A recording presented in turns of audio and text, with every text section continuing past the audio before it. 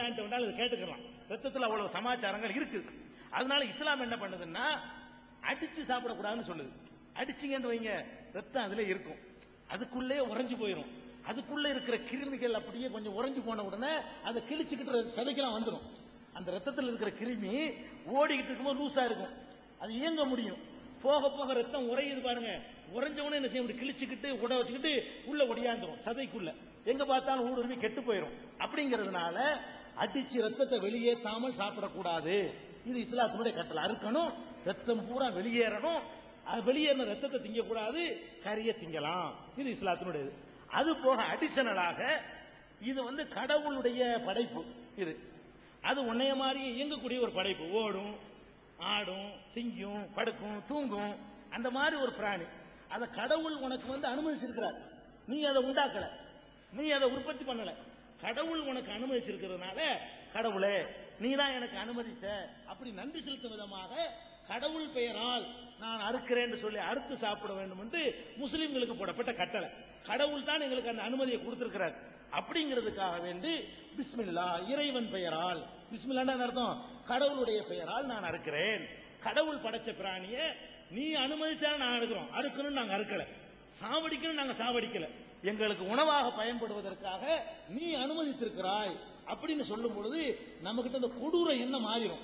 இறைவன் அனுமதிக்காட்டி நம்ம செய்ய மாட்டோம். இது அறுத்து அறுத்து பழகிட்டு மனுஷனருக்கு போயிடுவான் சில பேர். அதெல்லாம் வரக்கூடாதுன்னு என்ன செய்யணும், கடவுளே உன் பெயரால் இருக்கிறேன், நீ அனுமதிக்காட்டி அறுக்க மாட்டான். அதனால மனுஷன் அறுக்க கடவுள் அனுமதிக்கல. அப்ப இந்த அருவாளை நீ அனுமதிச்சதுக்கு நான் யூஸ் பண்ணுவேன் தவிர நீ அனுமதிக்காத ஒரு உயிரை போய் அறுக்கிறதுக்கு, மனுஷனை கொல்றதுக்கு, கைய காலை வெட்டுறதுக்கு நான் யூஸ் பண்ண மாட்டேன். அப்படி எல்லாம் ஒரு உத்வேகம் வரணும்னு சொன்னா கடவுளே நீ அனுமதித்தாய், அதனால் உன் பெயரால் சாப்பிடுகிறேன் அப்படின்னு சொல்லணுங்கிறது மார்க்க ரீதியான ஒரு கடமை. அவ்வளவுதானே தவிர ரத்தத்தை வெளியேற்றணுங்கிறதா முக்கியமான ஒரு கடமை. அது நன்றி செலுத்துறோம் கடவுளுக்கு.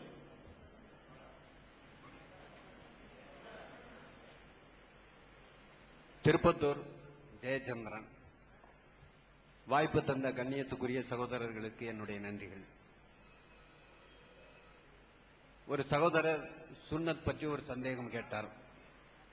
அதற்கு உங்களுடைய மார்க்க சிந்தனைகளை நீங்கள் தெளிவுபடுத்தினீர்கள். அப்போது அரங்கம் அமைதியாக இருந்தது. அதே கருத்தை ஒரு இந்து சகோதரர் வலியுறுத்தி சொன்னார். அப்போது ஆரவாரத்தோடு இந்த அரங்கு வரவேற்றும். அதிலே மேலே இருந்த இஸ்லாமிய சகோதரர்களெல்லாம் பெரும்படியாக கைதட்டி வரவேற்றார்கள். இதை உங்கள் நினைவுக்கு கொண்டு வருகிறேன். எங்கள் பகுதிக்கு பெருமை சேர்த்த கவியரசர் கண்ணதாசன் வாழ்ந்த பூமி.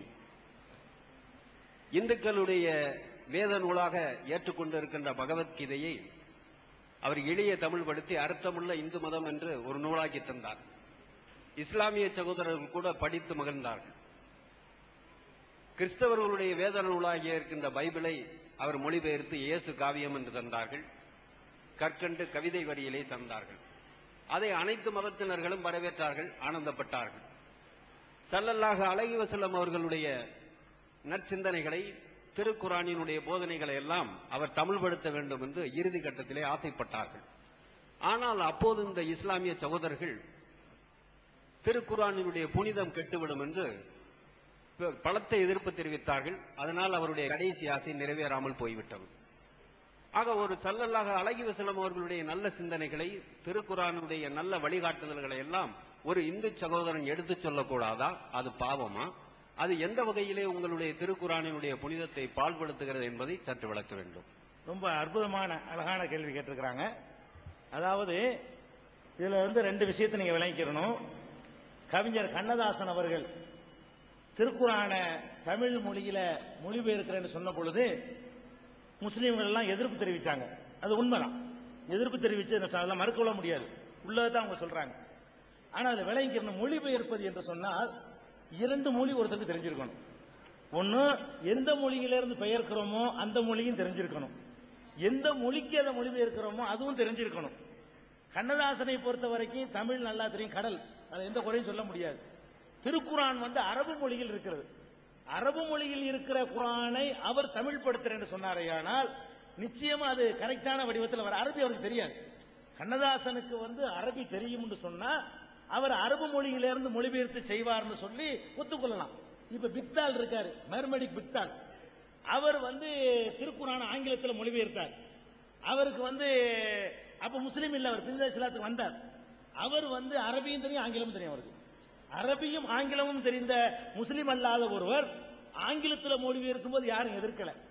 இவர் மொழிபெயர்க்கிறேன்னு சொல்லும் போதுதான் எதிர்த்தார்கள். எதனால் எதிர்த்தார்கள் கேட்டா, நீங்க எப்படி மொழிபெயர்ப்பீங்க? நீங்க உங்களுக்கு தமிழ் தெரியல, அப்ப கற்பனையா மொழிபெயர்க்க போறீங்களா? அப்ப கற்பனையாக ஒரு மொழிபெயர்ப்பு வந்துடும் சொன்னா அது வந்து ஒழுங்கானதா இருக்காது. இரண்டாவதாக மொழிபெயர்ப்புல இருந்து மொழிபெயர்த்தாங்கன்னு வைங்க, அதுவும் அதனுடைய ஒரிஜினாலிட்டி இருக்காது. ஒரு தமிழ்ல வந்த மொழிபெயர்ப்பை பார்த்து மொழிபெயர்த்தீங்கன்னு சொன்னா அது வந்து இப்ப உதாரணமா எடுத்துக்கிறீங்களேன், ஷேக்ஸ்பியருடைய ஒரு காவியம், அவருடைய காவியத்தை நான் தமிழ்ல மொழிபெயர்த்துறோம். அந்த தமிழ்ல இருந்து ஆங்கிலத்துக்கு மொழிபெயர்த்து பாருங்களேன், அது ஷேக்ஸ்பியரா இருக்காது. ஷேக்ஸ்பியர் ஒரு நூல் எழுதியிருக்காருலங்க, நிறைய எழுதியிருக்காரு. அப்புறம் ஷேக்ஸ்பியருடைய அந்த நூலை தமிழாக்கி அந்த தமிழை பார்த்து ஒருத்தர் ஆங்கிலமாக்குறாரு. ரெண்டும் ஒன்னா இருக்கும் தெரியுங்களா? சம்பந்தமே இருக்காது. இது ஒரு புது நூலா இருக்குமே தவிர ஷேக்ஸ்பியருக்கு சம்பந்தம் இருக்காது. மொழிபெயர்ப்பு என்பது ஒரு ஸ்டேஜ் தாண்டிடக்கூடாது.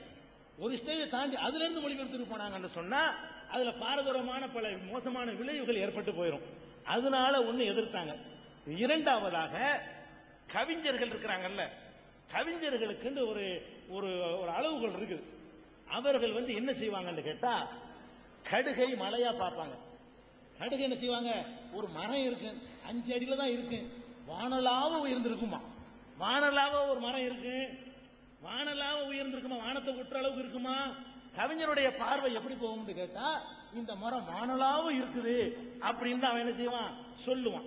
இப்படியாக எந்த ஒன்றை வர்ணிக்கிறதா, ஒரு அழக வர்ணிக்கிறதா இருந்தாலும் சரி, ஒரு பொம்பளுடைய பல்ல வர்ணிப்பான். எப்படி வர்ணிப்பான், அந்த ஆலங்கட்டி மழை பெய்யுத அந்த மாதிரி அப்படி இருக்குமா பல்லு, அப்படியா பல்லு இருக்கு மனுஷன் பல்லு இல்ல, வர்ணிக்கும் போது விட்டு அடிக்கிறது தான். கூட குறைய இந்த கவிதை எழுதுமே செய்யுது, அந்த மாதிரி எல்லாம் எழுதி விடுவார்கள். அப்ப இல்லாத ஒண்ணு, அதாவது இடையா, அது இடையா இல்லாத போல் இருக்குது பாரு, இடை இருக்குது பாருங்களேன், இடை சின்னதா இருக்கணுமா, அதுக்கு இவர் என்ன சொல்லுவாருன்னா இடையே இல்லாத மாதிரி இருக்குது அப்படின்னு சொல்லுவாரு. இது கவிஞர்களுடைய வேலை என்னன்னு கேட்டா, கொஞ்சம் கூட குறைய சேர்த்து சொல்றது. இது மற்ற இலக்கியங்களுக்கு சரியாகலாம், வரிக்கு வரி பின்பற்றக்கூடிய நூலுக்கு சரியா வராது. ஒரு மருத்துவ நூலை வந்து கவிஞன் கொடுத்தா நாசமாக்கிடுவான். ஊசி போடணும்னா ஊசி போடணும் எழுதணுமே தவிர அவன் வேற வியாக்கியானம் கொடுத்து எழுதினான்னு வைங்க, அதுக்கு அர்த்தமே வேறையா போயிடும். ஒரு சட்ட நூலை எடுத்து கண்ணாசை கொடுக்க முடியுமா? இந்தியாவுடைய அரசியல் சாசனத்தை இவர் எழுத சொன்னா அவர் என்ன பண்ணுவாரு, ஒரு கொலை செஞ்சிருப்பான், தலைகளாக உருட்டினார் பாரு இவர். இவர் இலக்கியத்தில் அப்படிதான் சொல்ல முடியும். ஒரு தலையை எப்படி சொல்லணும், தொழிலே கொலைன்றுவார். இவர் இலக்கிய பாஷையில சொல்றதா இருந்தா ஒரு கொலை செஞ்சிருப்பான், கவிஞன் எப்படி பார்ப்பாத, இவனுக்கு தொழிலே கொலைன்னு எழுதுவான். அப்ப கண்ணதாசன் கொடுக்க கூடாத நூல் எது, அரசியல் சட்ட புத்தகத்தை கொடுத்துடக்கூடாது, ஒரு விஞ்ஞான கம்ப்யூட்டர் புத்தகத்தை கொடுத்துடக்கூடாது, ஒரு விஞ்ஞான புத்தகத்தை அவர்கிட்ட கொடுத்துடக்கூடாது. கதையை கொடுத்துக்கலாம், காவியத்தை கொடுக்கலாம், அது கொஞ்சம் கூட குறைய இருந்தாலும் பரவாயில்லை, அதுல ஒண்ணும் கிடையாது. மனிதனுக்கு அறிவுரை சொல்லக்கூடிய விஷயங்கள் எழுதுவதற்கு இந்த கற்பனா சக்தியை கலந்துடக்கூடாது.